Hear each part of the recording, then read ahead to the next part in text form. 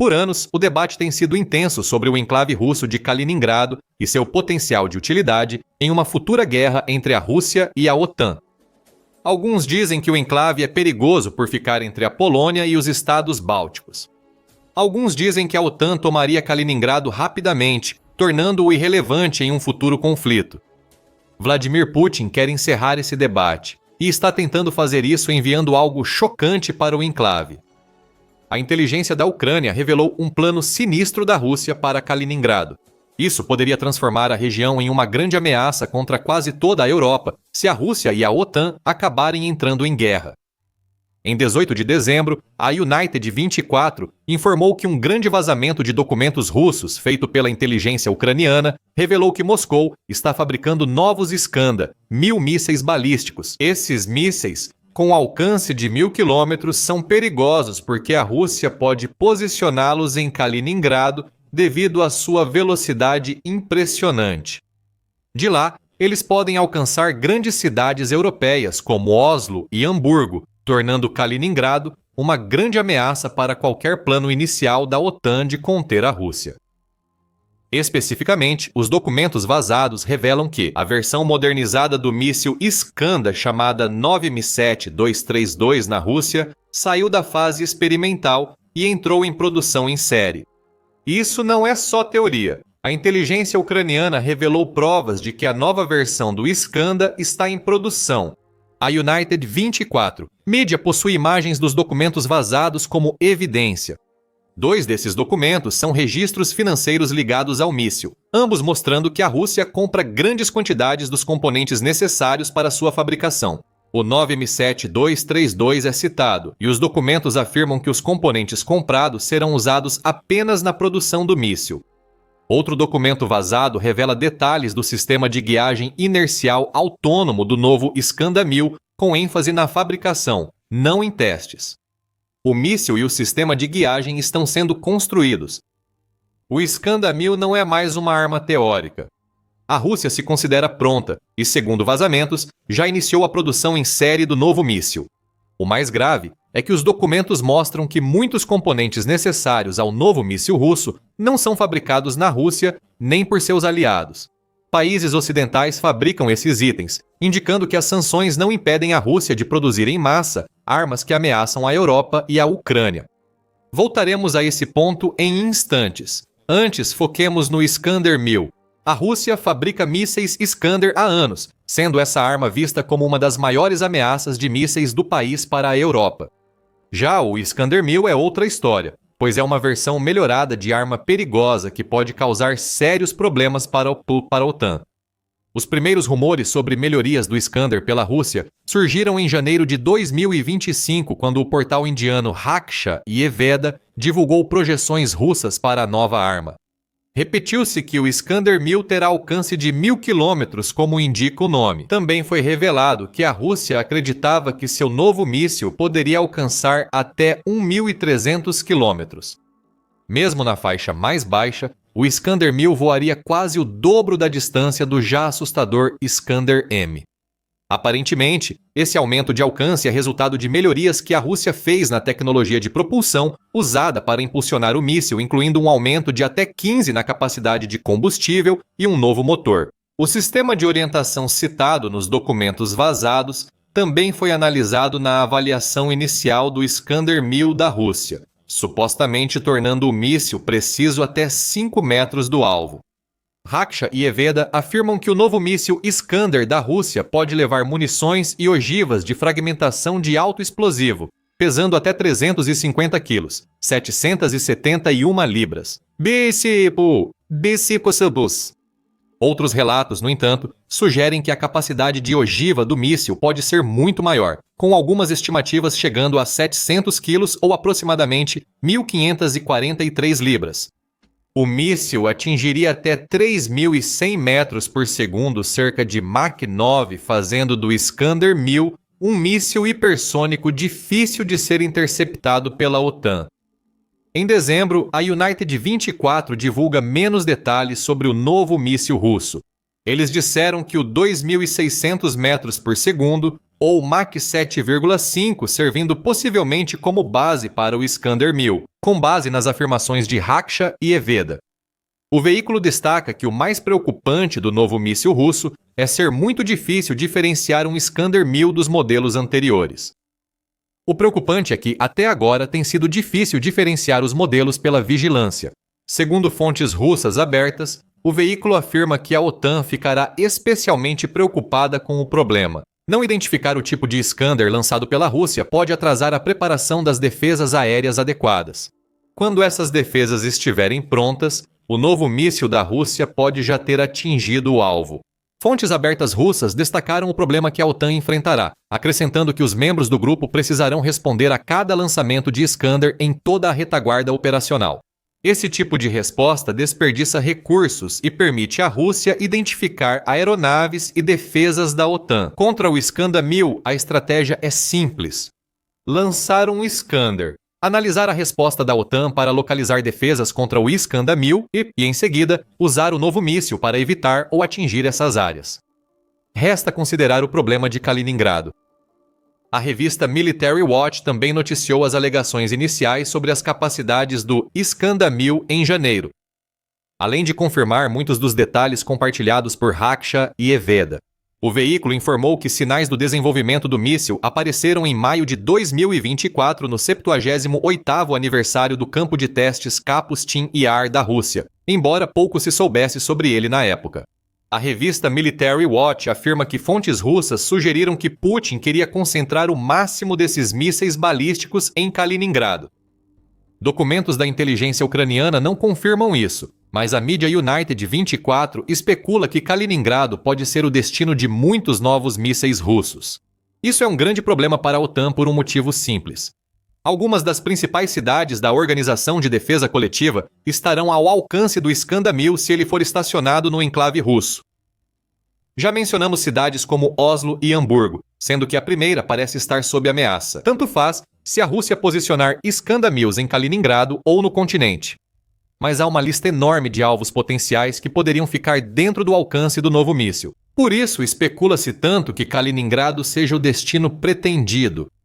Assumindo que a mídia United 24 está certa sobre para onde o Iskander-1000 está indo, toda a Polônia está em risco imediato. Os novos mísseis também seriam capazes de atingir a maior parte da Alemanha, além do sul da Noruega e da Suécia.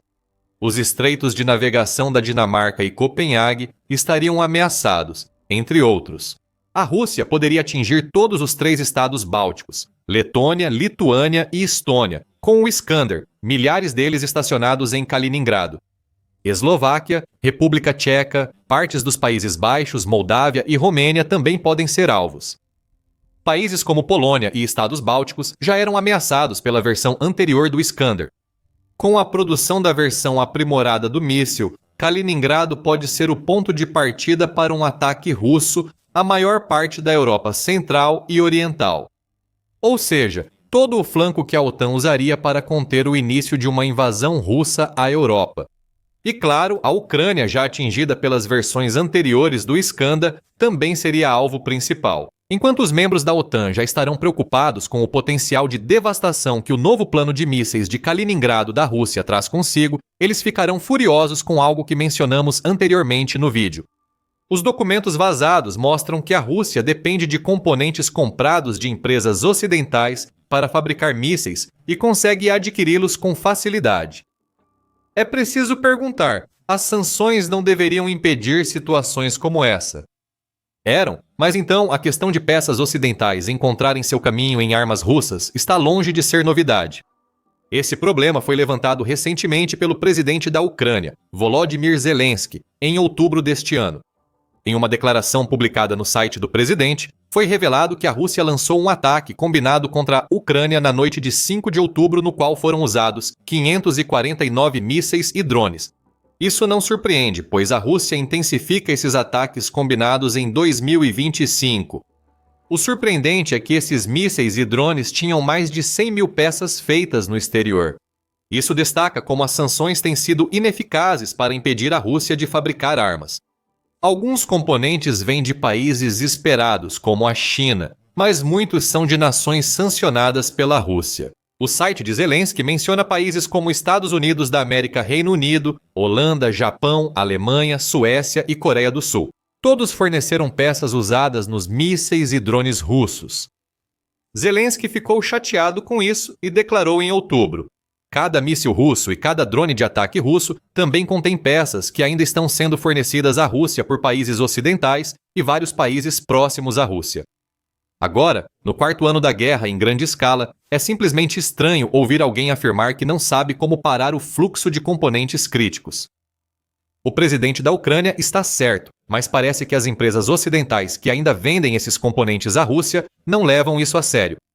As sanções simplesmente não estão fazendo o suficiente para impedir a Rússia de construir armas como o Iskander-1000 mesmo quando empresas que estão sendo ativamente sancionadas estão envolvidas no processo de fabricação.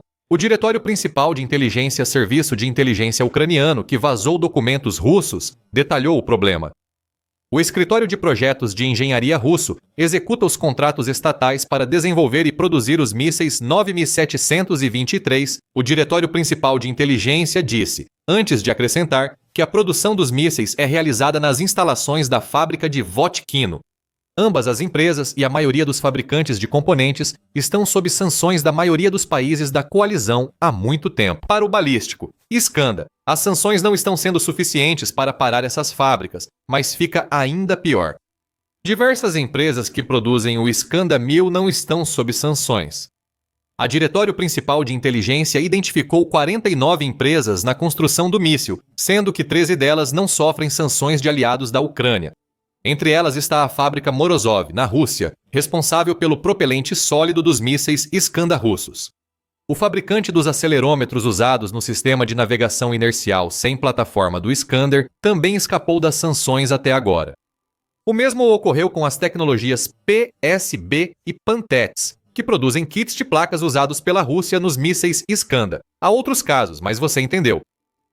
O Iskander-1000 que ameaça grande parte da Europa, especialmente se estiver em Kaliningrado, talvez só exista por causa disso. Por causa das falhas das sanções do Ocidente, os fabricantes envolvidos na produção do míssil ou não são sancionados, ou, quando são, as sanções não estão sendo implementadas de forma eficaz para impedir que façam o que Putin precisa que façam.